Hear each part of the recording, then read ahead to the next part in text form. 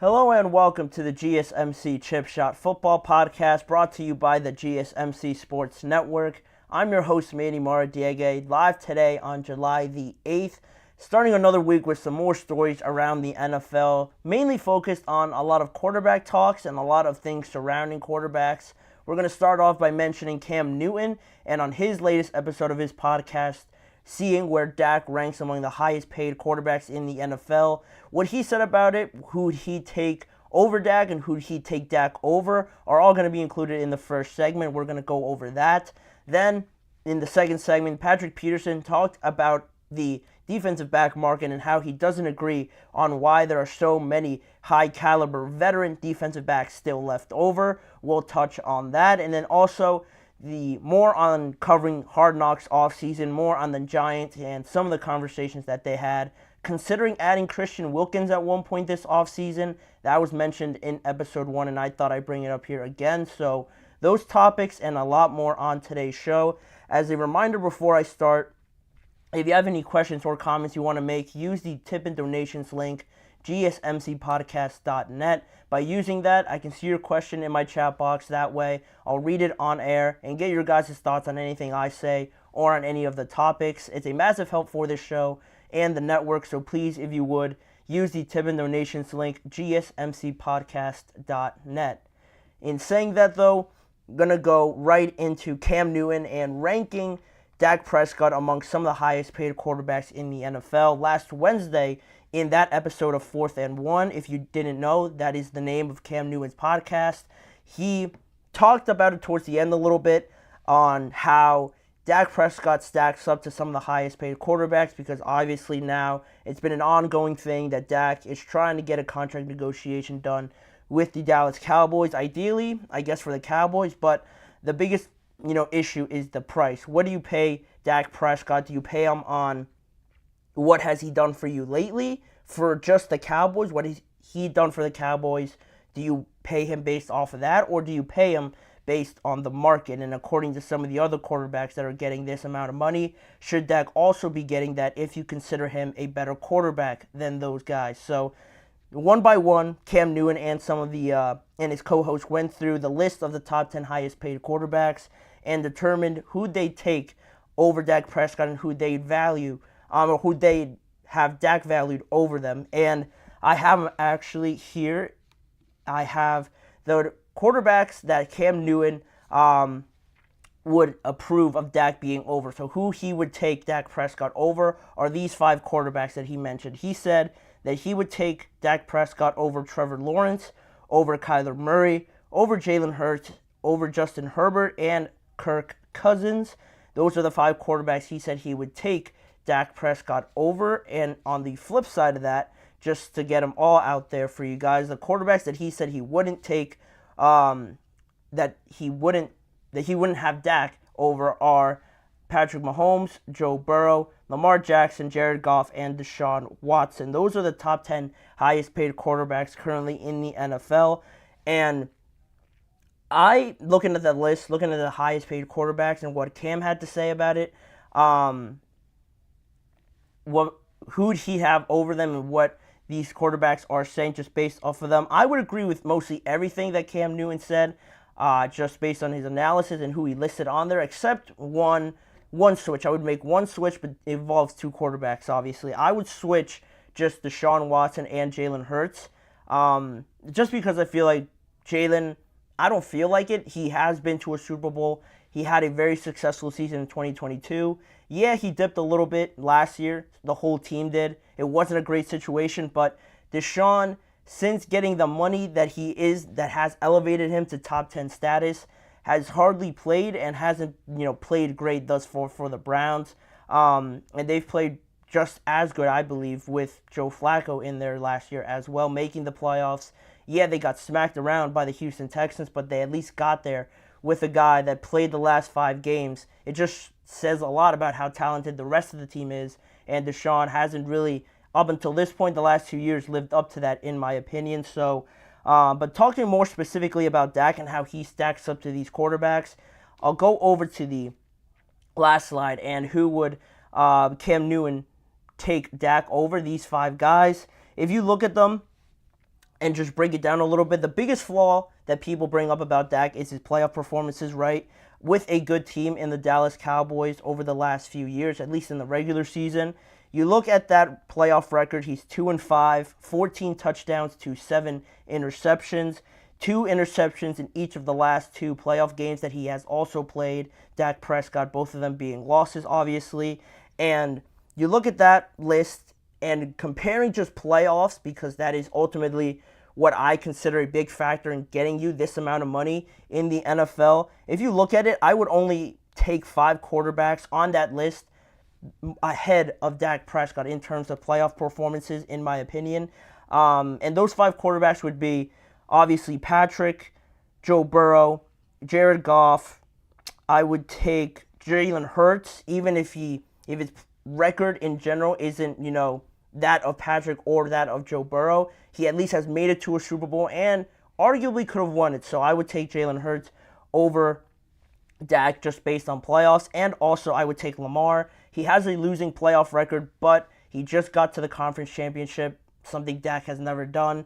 They are right at their peak, I think. If anything, maybe getting better. So those are the 5 quarterbacks I would take also in terms of just playoffs. And if you look at the other guys, all these 4 except Jalen Hurts, if you put in Deshaun Watson, those 5 quarterbacks I would not take over Dak because of the playoff. If you're talking about just playoffs, comparing these 5 guys, Deshaun Watson included in there instead of Jalen Hurts, to Dak Prescott, it's not that different than what it seems like on paper, at least. You look at some of these 5 quarterbacks, most of these quarterbacks, only 5 of them don't have a better playoff record than a 500 record in the playoffs. Personally, none of them have a better playoff record than just that of 500, and combined, all 5 of them have a 3-9 playoff record together compared to Dak's 2-5. So personally, just individually with their own teams, none of those quarterbacks have more playoff wins than Dak is one thing. And in that same breath, Dak has played in more playoff games personally, individually, than all those quarterbacks at the same time. He is older than most of them, but again, looking at just playoff performances, the numbers don't really have a huge divide or a huge difference in them when you're really breaking them down. And in that same breath also, he's been in more playoff games than Kirk, Kyler Murray, Trevor Lawrence, Justin Herbert, and Deshaun Watson. Has more wins than them, like I mentioned, also being older.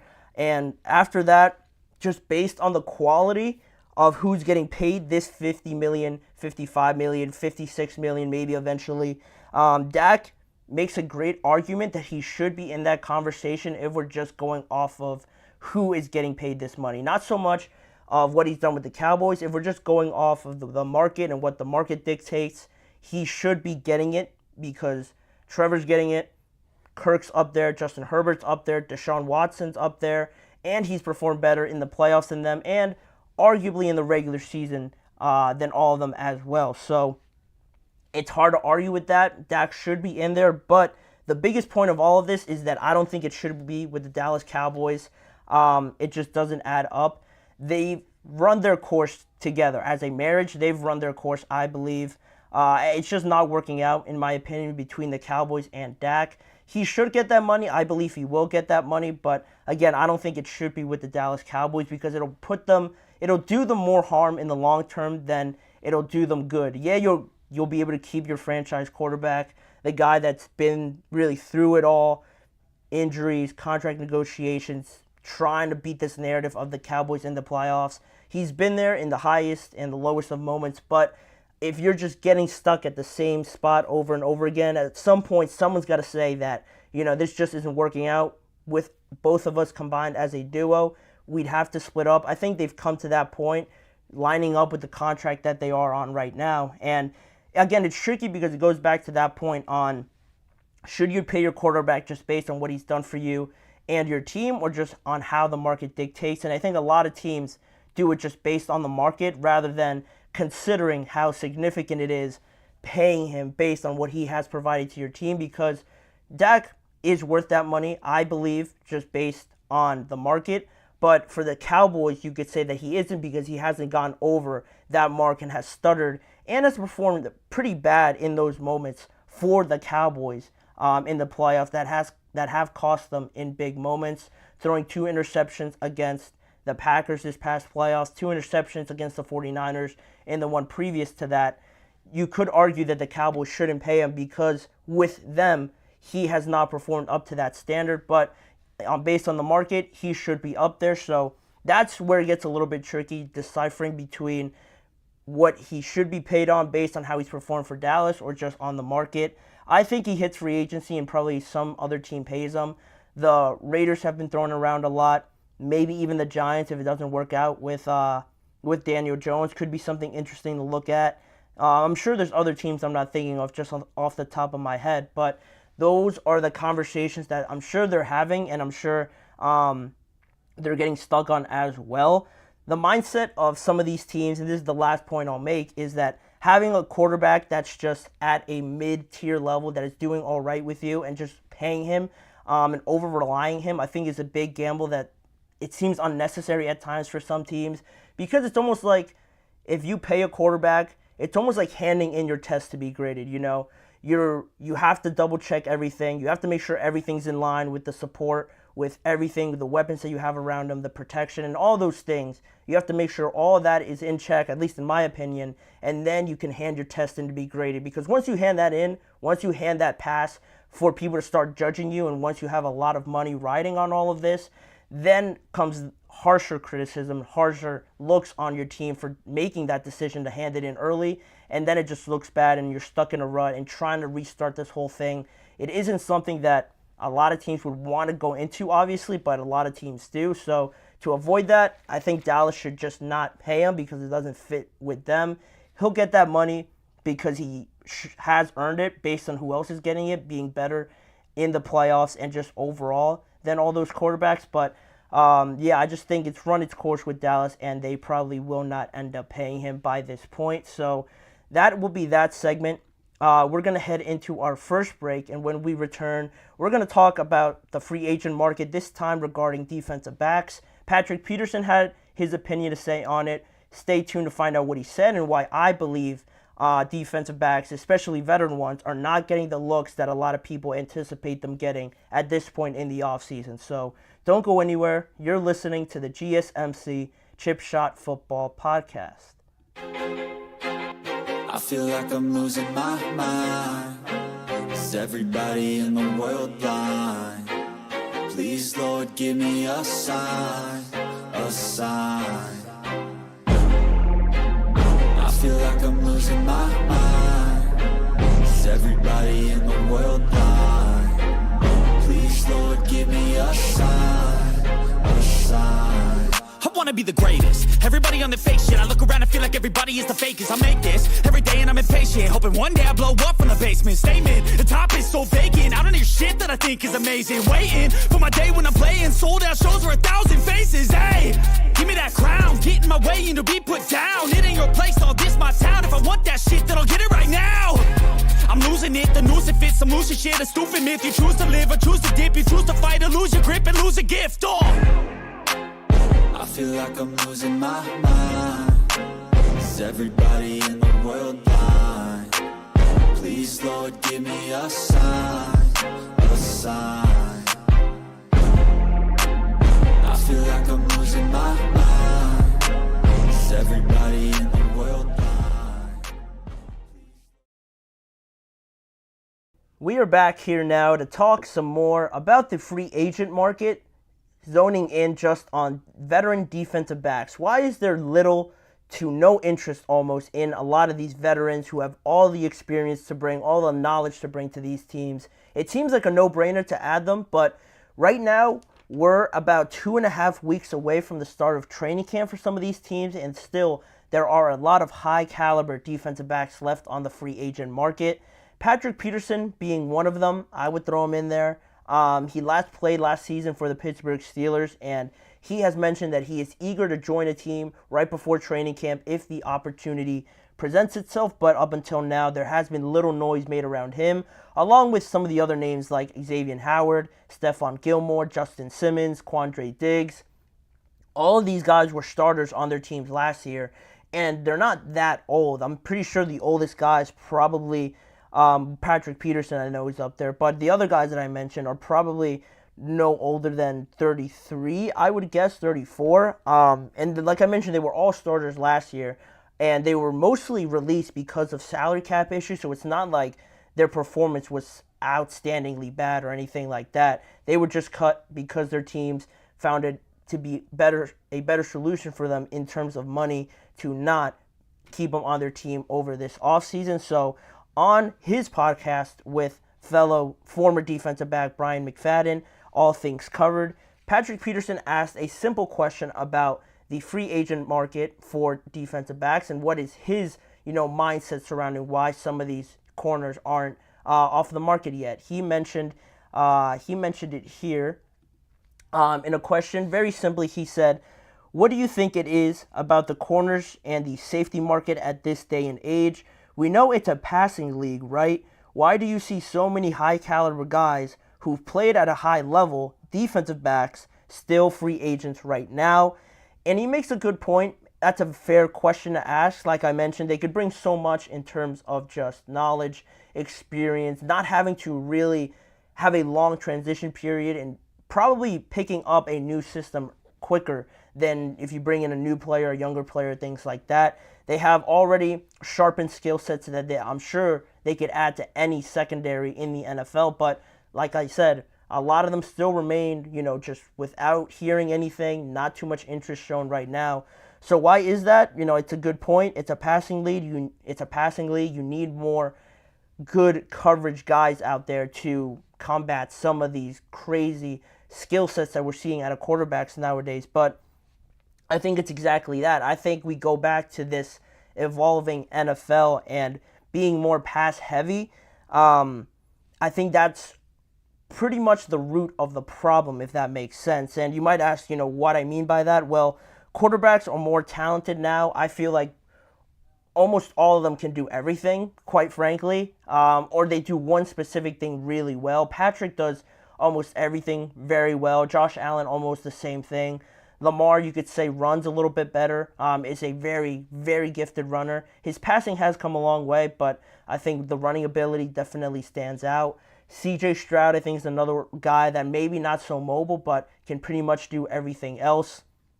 Aaron Rodgers up there, the same thing. Joe Burrow, same thing, can do everything. Maybe not the most mobile guy, but he can run when he has to. All these guys are super talented and can pretty much do everything. If they're considered to be one of those guys, they're not going to have a massive flaw up until this point. So because there are so many talented guys, so many guys that seem to just take over games, you'd think you need more great defensive backs to combat all those passing attempts, make it harder for them to complete these passes. But to go along with that, I think the price for some of these veterans is a big thing as well, especially because I think teams are hesitant to pay some of these veteran guys that amount of money, because secondary is almost a position that can be our quarterbacks out there, and not to mention these extremely smart and talented offensive coordinators or head coaches that call the plays. You combine that, like an Andy Reid and a Patrick Mahomes, for example, you can almost go away from some of these talented defensive backs and secondary guys if you scheme it up right, or if you just have an abundance of talent on the offensive side of the ball. You could really just go away from them in a lot of games. It has already been devalued a ton, and I think, especially for the veterans, maybe not so much the young corners that for some weird reason are available free agents at 25 or 26 years old, but for those veteran guys that are pushing 30s, 29, over 30 years old, I think it's starting to become a little bit devalued to have them out there, because in terms of just this passing game, the evolution of the NFL being more pass heavy, a lot of these guys are crazy athletes as well. So by the time you hit 30 and are getting a little bit older, you don't want to discredit these guys of being great athletes and anything like that, but you take a 30-something-year-old corner and potentially have them in one-on-one coverage against a young, Justin Jefferson or a young Jalen Waddle. It's not really much of a competition at that point. More often than not, maybe 8 times out of 10, 7 times out of 10, the wide receiver will win it. And I think that's being a little generous if it's one-on-one against a select veteran corner. It's just not favorable to pay a veteran maybe $17-18 million if that is the asking price for some of them, because they are mostly all coming off of massive contracts anyway. They're probably expecting not to take a huge pay cut. These young offenses being more creative, you have a lot of more motion going on, a lot more creativity on that side of the ball. They might be a little bit doubtful to go after a 30-something-year-old corner or a safety especially. If one, they could be schemed out of it. If any of these corners doesn't travel, it almost inches it closer to being irrelevant, because if you're a great corner and you don't follow the number one wide receiver, then you're not getting paid $18-17 million to cover the number two guy if the offense can just scheme their number one receiver, motion him away from you, and then they're on the second or third string corner. You know, it doesn't make sense that way. I think that's where some of the doubts come up.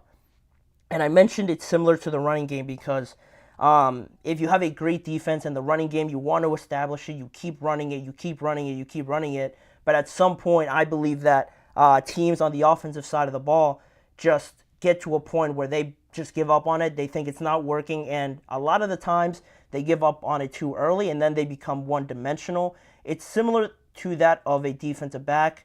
Opposing offenses could just ignore that side. Good to at least average wide receiver on the other side that you feel confident in winning that battle against that number two corner. And a lot of teams do nowadays. A lot of teams want to sign or want to make sure they sign these free agents to defeat the great teams like the Texans, like the Bengals, like the Chiefs, like the Ravens. All those teams have great weapons outside of just their number one guy. So if you just get a veteran, very good defensive back that's 30, 29 years old, but he's doing a very good job on one side, on covering the number one receiver, let's say, but on the other side, you still have, I don't know, just picking it out of thin air. You look at the Texans, you have, say you bring on Stephon Gilmore to the Jaguars in a divisional battle, high stakes, everything like that. Stephon Gilmore signs for the Jaguars. He's covering Stephon Diggs, completely shutting him down. Stephon, you don't even know he's in the game half the time because Stephon Gilmore is completely shutting him down. All right, well, we're just going to throw it to Tank Dell. We're going to throw it to Nico Collins. We're going to throw it to Dalton Schultz. We're going to run it, dump it off to Joe Mixon.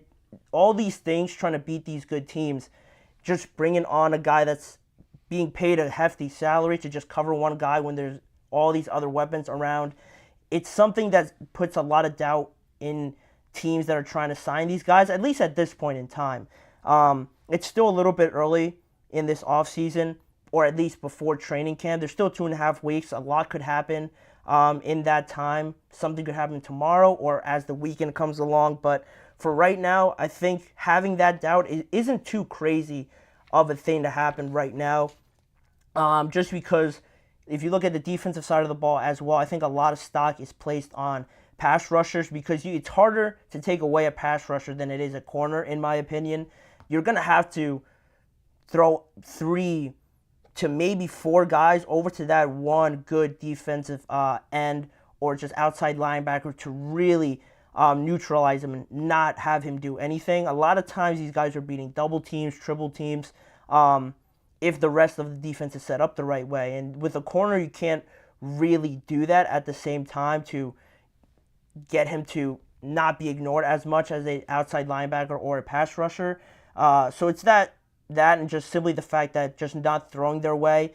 Yeah, they're taking away one guy like I mentioned before, but how much are they really doing to affect the entirety of the game is something that I think is a valid doubt to have by NFL teams trying to sign these guys if they want to sign them at the end of the day. Also with the rules, I think a lot of times defensive players get the short end of the stick and are often unfairly criticized, unfairly flagged for being overly aggressive when it seems like there's nothing there. So that, to go along with the evolution of the NFL, favors the offense a little bit more. So having a guy that's making a lot of money but then still getting penalized in that and getting bailed out at the same time, not really shutting a guy down because the rules almost favor the offensive guy, is another thing that I don't think works too much in their favor. But I don't know. I think it's still, like I mentioned, there is still time, 2.5 weeks until we officially start training camp. I think once we get closer, maybe a week or a couple of days out, I'm sure the conversations are being had, but nothing is being solidified. But once we get closer to training camp or halfway through August, you don't hope that somebody gets hurt, but if somebody does, all these guys are going to be looked at a lot more. And I anticipate probably 3 out of the 5 that I mentioned. I probably anticipate at least 3 of them to be signed by the time the regular season starts, if not more. So it's just a waiting game. Teams are hesitant about it, but with unforeseen circumstances, that situation could change. But that's sort of my intel on why I believe right now defensive backs, older ones, are really not being valued as high as pass rushers that are flying off the board and stuff like that. Linebackers are flying off the board, things like that. Offensive linemen, you can name it. That's why I believe that's going in that direction. But let me know what you guys think on why veteran defensive backs, maybe there's something I missed, why you guys think they're not getting the looks that Patrick Peterson thinks that they should be getting. And with that being said, we're going to move on with this segment and the rest of the show. The next topic, the last time, we're going to talk about the first episode of Hard Knocks, what went down in a conversation within the Giants about potentially adding Christian Wilkins, why they decided to go away from him, and my thoughts on it overall with how that conversation broke down, and just my final thoughts on the Giants before we move on and talking about the second episode later in this week. So that is coming up after this break. We'll be right back. Looking for your daily fix of sports talk without having to pay for it? GSMC Sports Network is available on YouTube. Just search GSMC Sports Network. Get your fix of daily sports talk shows on YouTube, absolutely free. NFL, college football, NBA, MLB, MMA, UFC, fantasy football, and so much more. GSMC Sports Network has shows running all day long, with new sports shows starting every 2 hours. Just like on your favorite cable sports channel, except GSMC Sports Network is absolutely free. Just search GSMC Sports Network on YouTube to catch one of your new favorite shows, like the GSMC College Football Podcast, Chip Shot Football Podcast, Hoops and Heels Women's Sports Podcast, GSMC Basketball Podcast, and so many more. Check it out for yourself. GSMC Sports Network, now available on YouTube absolutely free. Search GSMC Sports Network on YouTube right now.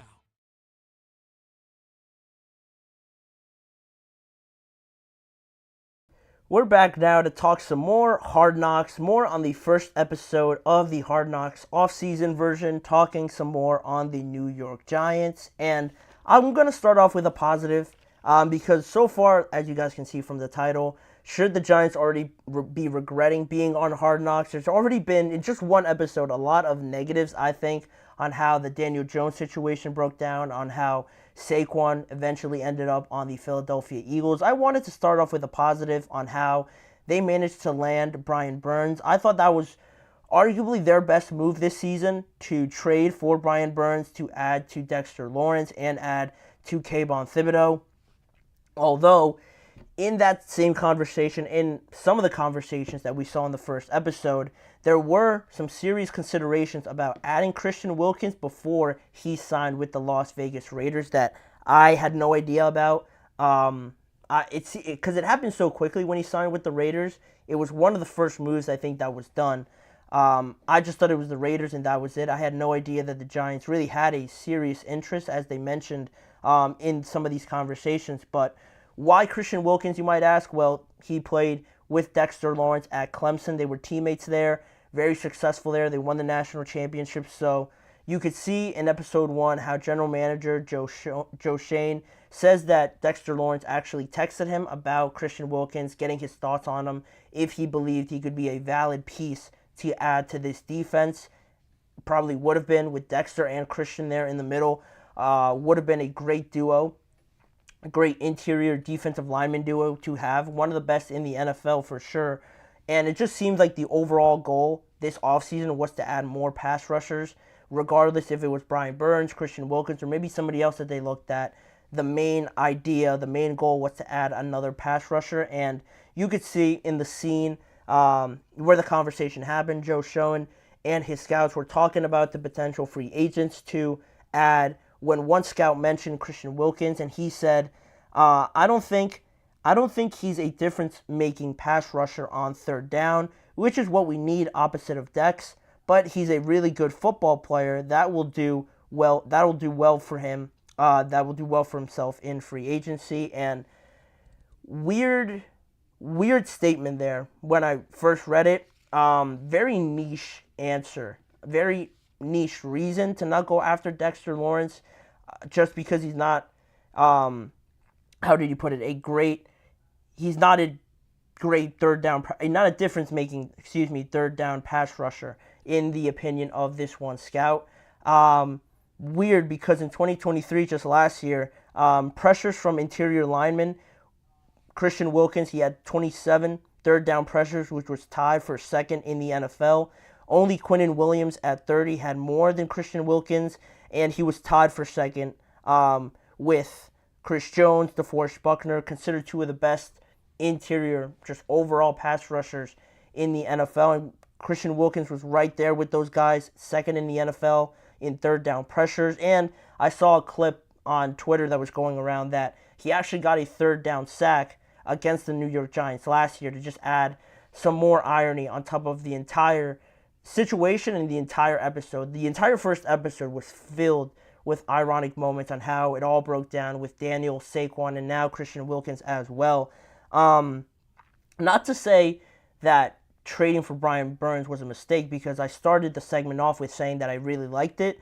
But with Brian Burns, some people I saw when the trade was being finalized, when it was close to being done and originally announced with Brian Burns, they gave up a 2024 second round pick and a 5th round pick next year, or a 5th round pick this year, and a 2025 conditional 5th round pick. Then they signed him to a 5-year, $141 million deal, which is about $28 million in salary per year. So you had to trade for him, and then you paid him a lot of money, which in comparison to Christian Wilkins, if you really considered him and what deal he got with the Las Vegas Raiders, he got a 4-year, $110 million deal, which is about $27.5 million.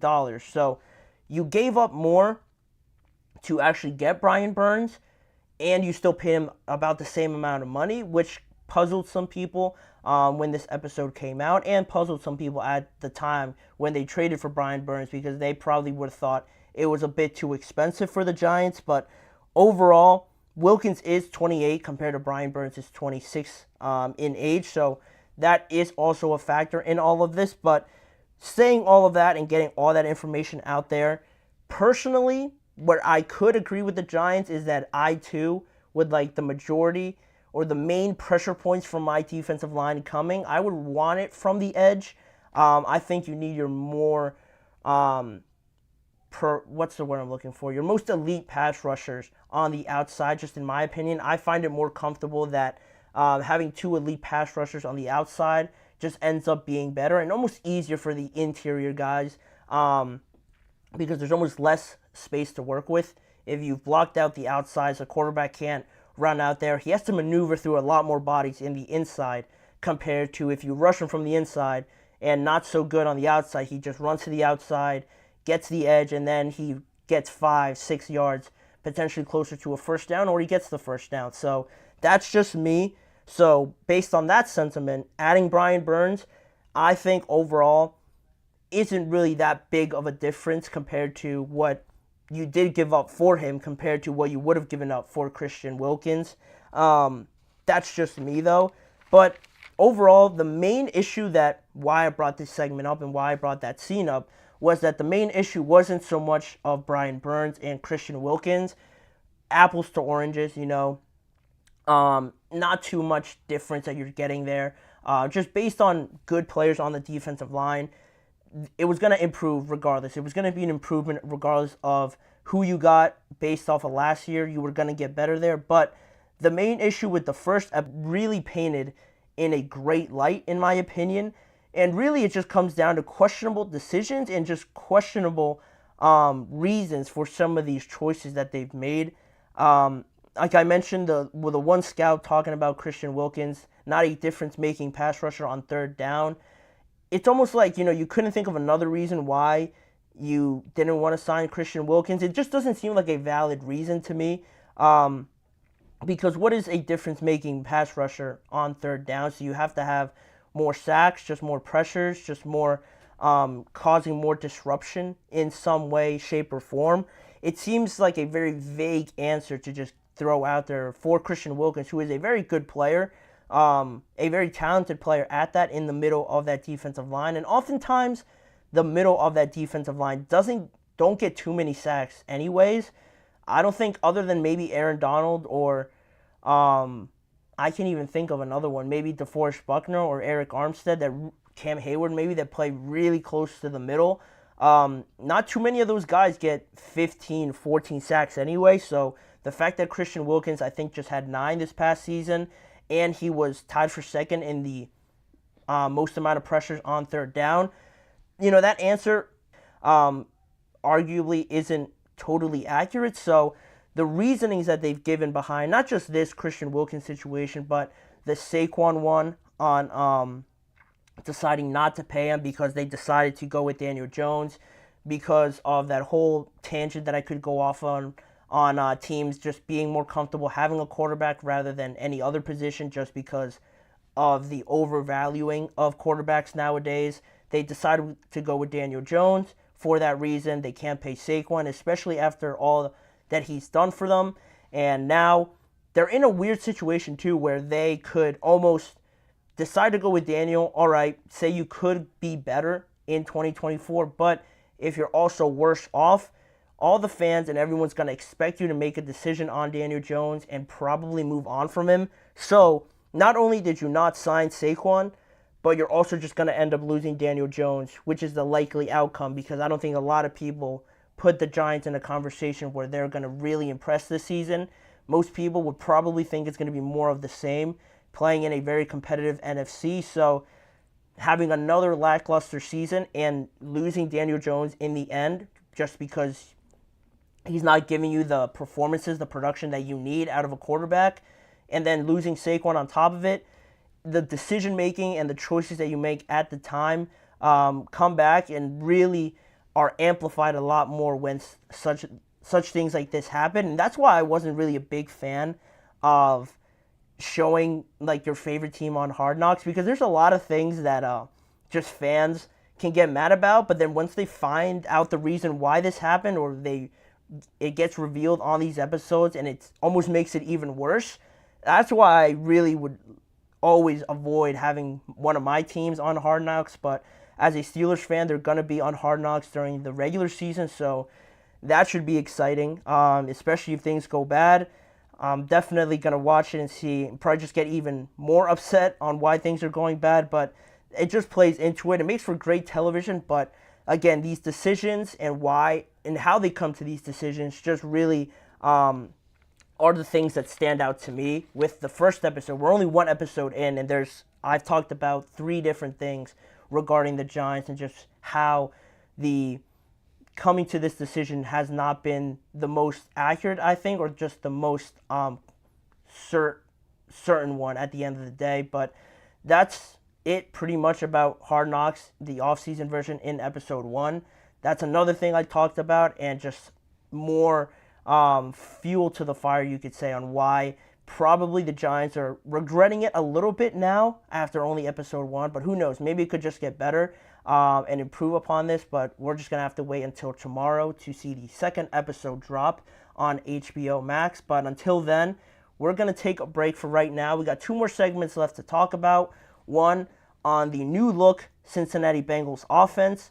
Joe Burrow and new offensive coordinator Dan Pitcher talked about their new personnel and some of the things they want to do in 2024. And also, Blake Cashman, the new Minnesota Vikings linebacker, talked very highly about J.J. McCarthy, and we're going to talk about whether or not it would be a total disaster if J.J. ended up being the Week 1 starter. Would that be worst case scenario for the Vikings? Stay tuned to find out. We'll be right back after this.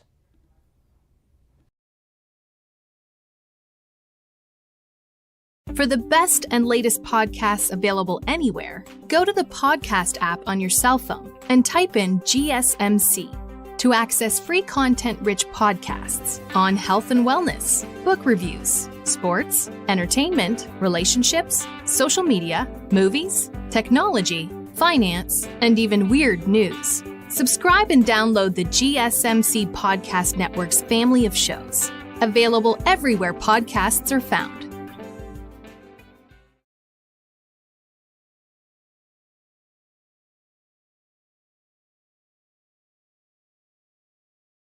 Back here now on the show, we're going to talk about the Cincinnati Bengals, and they're going to look pretty different in 2024. A lot of newness coming in.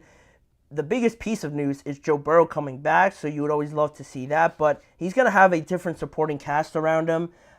Brian Callahan, now their former offensive coordinator, is the head coach of the Tennessee Titans, so to replace him, you bring in Dan Pitcher, the former quarterbacks coach, elevated to offensive coordinator. Then you have Joe Mixon, now in Houston. You replace him with Zach Moss, who played for the Indianapolis Colts last year. Tyler Boyd moves on in free agency to the Titans as well. And it is good news that you're able to keep T. Higgins, but there is still that uncertainty around him getting a long-term deal. I don't think that'll happen, but at least he's back for 2024. And they also were able to sign Mike Gesicki, draft Jermaine Burton, and also add to their offensive line in Amarius Mims. So a lot of new names that a lot of people might not be too familiar with if you're a Bengals fan, or if you're not a Bengals fan, and how these players can impact the Bengals offense going forward. But Burrow gave his thoughts, his just overall view on how they're going to adapt to these new weapons and their new personnel. He said, with the personnel we have this year, we'll be able to do a lot more with personnel groupings, putting different people in different spots, and doing a lot of different things as far as eye candy, and making teams adjust to our personnel based on the looks we give them. That's what Joe Burrow said. Interesting if this is a part where you sort of really have to get into the formations and things like that of football. Not to nerd out too much, but looking at what Joe Burrow means by personnel and, adjusting their personnel, doing a lot more of the eye candy thing, more deception to opposing defenses. If you look at the personnel usage for Joe Burrow through the first 4 years of his career with the Cincinnati Bengals, the Bengals have used a lot of 11 personnel, which means one running back and only one tight end out there. And that being the case, that is more than any other team in the NFL. They've used it on 72% of their snaps in each season of the 4 of Joe Burrow's career with the Bengals. So nearly 3/4 of the time they've ran a play out of this personnel formation. So that's one thing. They've really enjoyed doing that. But almost also, they've never ran 2 running backs. They've never had a 2 running back set, hardly ever. A 21 or 22 personnel, which would be the case for that. And using multiple tight ends at most, it's only been 15.5% of their snaps that they've used multiple tight ends. And that's almost exactly what they have to do nowadays, because their new offensive coordinator, Dan Pitcher, he stated his excitement about their tight end room and possibly using the tight ends a lot more, multiple tight ends, in comparison to what they did previous years with Brian Callahan. He's excited about adding Mike Gesicki. Drew Sample is also included in that, and Tanner Hudson also. He's excited about their ability to not only, contribute to the offense, complement each other, but also their abilities to play in the slot, especially Mike Gesicki in the slot. He has played 53% of his snaps since 2018 when he was drafted out of the slot, so it's not like he's never done this before. It's probably a big reason why the Bengals were attracted to Mike Gesicki in the first place, and you could only imagine he's probably going to take up that Tyler Boyd role, because Mike Gesicki also isn't really the biggest tight end. He doesn't really compare to the look of a George Kittle or even a Travis Kelce almost. He seems a little bit more thin-framed, almost like a just bigger receiver. So putting him in the slot, and why so many teams or so many times the Dolphins have put him in the slot, is because of that, I'm sure. He's more agile, I could imagine, and probably does a very good job out of the slot if he's been in the slot over half of the times in his career since he was drafted. But the last time the Bengals have actually done that has been since they had Tyler Eifert with them. And that seems almost like a lifetime ago now. Tyler Eifert, he was very good with the Bengals, but overall as a team they weren't great, and now they are good as a team, but their tight end room isn't as prominent as it was in a couple of seasons that Tyler Eifert had, where he was very, very good. Also in that same breath, in terms of just new weapons, starting to pop up for the Cincinnati Bengals, the personal wide receiver coach Drew Lieberman has said that Cincinnati Bengals receiver Andre Yeshovas has made the fastest improvement of any player that he's ever had coaching. So it's not a Cincinnati Bengals wide receiver coach. It's just one of those guys that you see. I'm sure you guys see him on social media posting, working out with these wide receivers and how they're training in the offseason. He's one of those guys, and he mentioned to The Athletic that Andre Yeshovas is one of the Bengals wide receivers last year. He really started to make a name for himself last year. He is one of the guys that he trains with, and he has said that he has made one of the fastest improvements that he has ever seen out of anyone that he's coached. And it's not like he hasn't been working with anybody. He has coached Brandon Ayuk, Jacoby Myers, Evan Ingram, to just name a few. So to have Yeshovas as one of the guys that he's been really impressed with, I think there is something there, but it's just, you really have to see it more often. If T. Higgins wasn't there and Yeshovas could, be put into that role this year, and if he could have performed, I think that could have been another step in his development. But I just question how much, how many looks he's going to get in this offense with T. Higgins being there, probably playing Jamar Chase as well. They dominate the target share, so how much is he going to apply some of these learnings and these developments that he has had over the offseason? How much is he going to contribute to that? Is something I'm interested in seeing. But I thought it was interesting how, Drew Lieberman mentioned this to The Athletic, and just adding another new name to this group of Bengals on offense, to where you don't really know what to expect out of Yeshovas, Zach Moss, Mike Gesicki, Tanner Hudson, Drew Sample. These are guys that aren't the most well-known in households everywhere. So what are we going to expect out of this Cincinnati Bengals offense in 2024? I will admit that Gesicki is an improvement in that room, in the tight end room, specifically speaking. I think it does make them better, adding a different dimension, more versatility, like Pitcher mentioned, their offensive coordinator, putting him in the slot or as a traditional tight end, multiple tight end sets, whatever it is. They're going to find a way to move him around and be creative with them. I think that's an improvement, but I really worry about the running back and what they're going to do with that, because Joe Mixon, I think, was very underrated at times and almost underused, just because the Bengals were such a high-powered offense. They threw the ball a lot to that three-headed monster in Tyler Boyd, Chase, and T. Higgins. They all had a very good year that year that they made it to the Super Bowl and also the AFC Championship game, where they ended up losing. They all played great parts in that, were very, very good. And Joe Mixon got his share, certainly, but I always felt he could have done a little bit more, and he wasn't being used to the full capacity that I had envisioned with him. So now that he isn't there, maybe it benefits them more, because they don't feel maybe the urge to give the ball to Joe Mixon so many times, or wanting to give the ball to Joe Mixon more often. With Zach Moss there, I just question the potential lack of balance we could see in this offense if it's just always pass.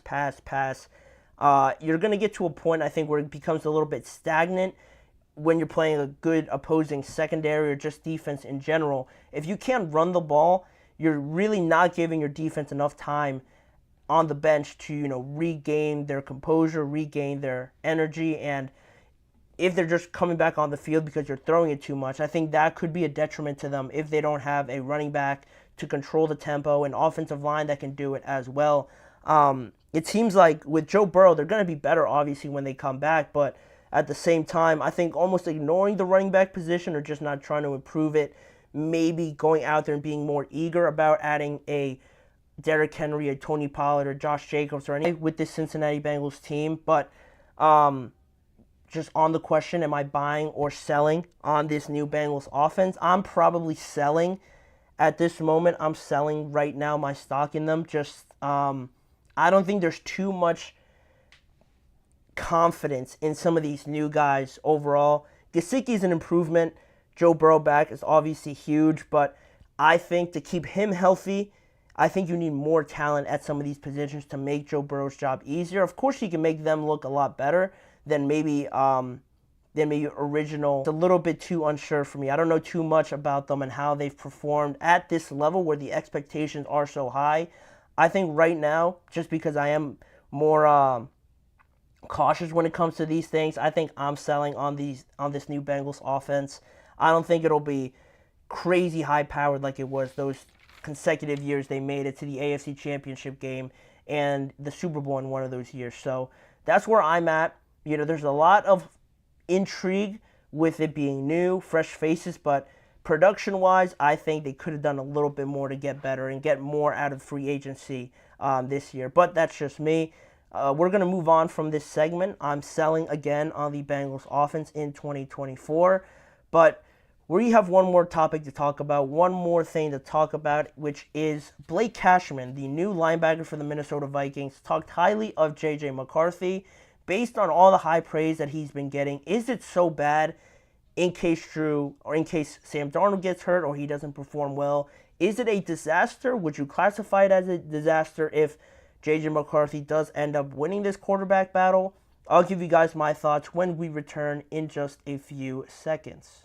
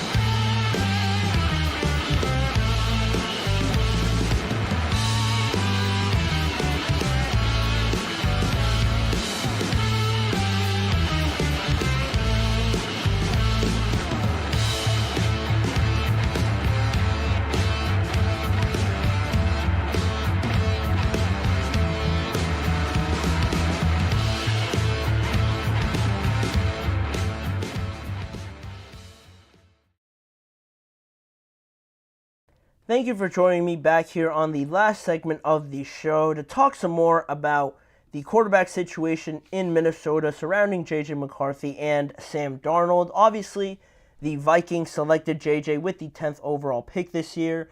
A great match. I was saying it in the lead-up to the NFL draft that I believe if J.J. goes there, it would be a match made in heaven for me. But right away, people knew that this could probably be a bridge quarterback situation with also the fact that they signed Sam Darnold, so throwing J.J. McCarthy out there right away would have probably caused a lot of confusion. So it seems like the safe bet right now, and according to multiple reports and sources around the Vikings, that they have Darnold as the starter already based on what they're saying.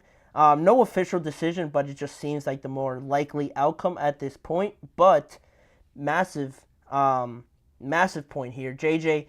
has been doing everything, it seems, to at least impress his teammates, like new Vikings linebacker Blake Cashman coming over from the Houston Texans, having his own experience with a rookie quarterback and seeing a guy blossom into a superstar with his own eyes in C.J. Stroud last year, now being put in a very similar situation with J.J. McCarthy. I think what he says does hold a little bit more value there because he has seen the habits, the behaviors of a young quarterback who turned out to be very good, and seeing probably similar patterns and similar behaviors from JJ and CJ, I think it holds a little bit more value.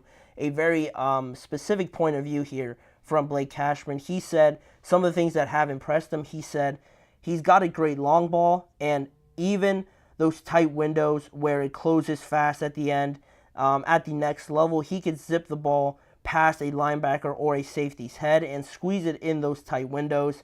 That's very promising to see. And originally, to point out his arm, I think that was a major question coming into the draft with JJ not having too many pass attempts under his belt because he only started for 2 seasons, and it seemed to be a lot more of the physical doubts, like the arm, the stature of him, his build, his frame, all that. After starting for only 2 seasons at Michigan, like I mentioned, he only had 713 pass attempts in his time as the starter, so there were questions about that, and especially his arm talent and strength based on that fact. And if you compare it to anybody else, like some of these quarterbacks that threw it all over the yard and that were in college a lot longer than him, like a Michael Penix, a Bo Nix, they certainly had a lot more pass attempts. If you look at Bo Nix, he had 1,936 pass attempts in 5 years. So people, when they see that, they see, oh, Bo Nix is more mature. He might be a little bit more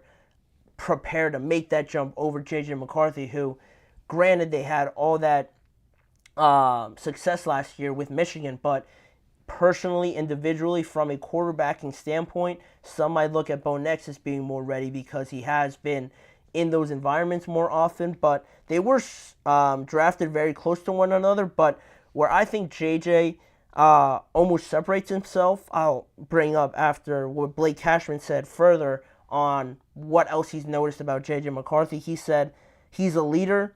He's eager to learn. A lot of young guys, sometimes they can come in, be a little bit timid or shy, but he's walking around the locker room, big smile on his face, shaking hands, getting to know everybody. And I think that is what you get when you've been coached by Jim Harbaugh, being in that almost NFL locker room environment, or as close as you can get it at the college level with Jim Harbaugh, and him being a quarterback himself, getting JJ to have some of these habits, treating everyone as a quarterback should be treated from a mental and leadership standpoint. Jim Harbaugh being similarly in his shoes from a quarterback standpoint. I think giving him all this knowledge on how a quarterback should play at that next level, on how they should act in the locker room, and building all these great habits out of JJ, I think that is probably one of the more impressive things that really separates JJ at this point in time from a lot of quarterbacks that, it's not their fault that they haven't been in this situation. Obviously, not everybody gets to be coached by Jim Harbaugh or someone like that, but with JJ using that to his advantage and impressing a guy like Blake Cashman, who has seen it with CJ Stroud last year, I think holds a lot of merit compared to what other teammates might have to say about him. I think with Blake having that experience with CJ, I think it really just has a little bit more value. And I was a little bit surprised to get to the question, is it a disaster if J.J. McCarthy is the week 1 quarterback? I was surprised right away that it wasn't deemed an outright competition. I can understand it, but at least maybe in some press conferences or some interviews with, I'm forgetting their coach's name, Kevin O'Connell, at least say we're waiting until the pads come on to really evaluate our quarterbacks or something like that. It seems like the foregone conclusion now is that Sam Darnold is going to be the quarterback 1. And for me, with Darnold, I know he's been in some bad situations. He was with the 49ers last year, but as a backup, I just don't see a lot of that special it factor, that creativity, that magic that I might see with JJ. I think he really has, that factor. Like I mentioned, it might not pop out right away in arm strength, physical build, or something like that. Everybody's got that, but not everybody can be that leader, can be so calm in those big moments, can have that experience of being in those big games. I think that separates JJ a lot, and for right now, is it a disaster if JJ starts week 1? I don't think it would be. I don't think it would be a disaster. I think it would probably be just as risky as maybe starting Sam Darnold in a way, because I just think you get it a little bit more of a monotone game plan, more monotone play style from Sam Darnold. And it's not my intention to come on here and say that Sam Darnold should definitely not be the starter, but I understand the point of why he is looked at the starter right now. But sometimes like a Justin Herbert situation where he's not expected to start and he does end up starting a lot earlier than people think, you catch lightning in a bottle miraculously, and then you're sprinting right away out the gates rather than crawling, then walking and getting through all this long process. Sometimes the young quarterbacks have to be thrown out there in a situation, not to contradict myself, it's not like they're throwing him out there in an awful situation where he has no receivers, no running backs, or no nothing. He has the best wide receiver arguably in the NFL out there. Jordan Addison had a great rookie season. Aaron Jones in the backfield. TJ Hawkinson, when he comes back, one of the top 3 tight ends in the NFL. He is surrounded by talent, so it's not a huge risk really to just throw him out there, or if Sam doesn't play well and JJ actually does win it, or if Sam unfortunately gets hurt. I don't think it's the end of the world if JJ is named the week 1 starter at quarterback based on what Blake Cashman is saying, based off of what I believe, and the talent that they have around JJ. I don't think it's the end of the world if it starts. It might look ugly in a game or two, but again, you're going off script now because it wasn't according to the plan, but you're just going to have to ride it out and accept these learning curves and know that J.J. McCarthy is going to get better. I believe he's going to get better as the season goes on. I hope to see him as the starter, but that is all up in the air right now, up until at least we get the pads on and we really get to see JJ throw against some NFL level defenses and how Sam Darnold looks as well. That'll be one of the more interesting training camp storylines to follow once training camp does start in 2.5 weeks. But that's where I'll leave it, that segment, and that's where I'll leave the show because we have run out of time here on today's episode. I want to thank you guys for tuning in to today's show of the GSMC Chip Shot Football Podcast, brought to you by the GSMC Sports Network. Please remember to like, follow, and subscribe to the show, as well as following the network on all forms of social media. If you want to see more of this show, check out the GSMC Sports Network channel and the GSMC Podcast Network channel on YouTube for, again, various forms of NFL content through shorts, individual segment videos, or all the live shows are all on both YouTube channels. And as a final reminder, tune in every weekday at 6:30 p.m. Eastern Time for more NFL discussions and storylines around the league with me, Manny Maradiaga, as your host. Thanking you for joining me, and I expect to see you guys all back here again with me tomorrow. Mm-hmm. Mm-hmm. Mm-hmm. Let's go. I wake up to a little bit of drool on my pillow, feel like it's gonna be a bad day. Yeah, I'm tired of shit, and the coffee ain't hit yet, damn, ain't that great.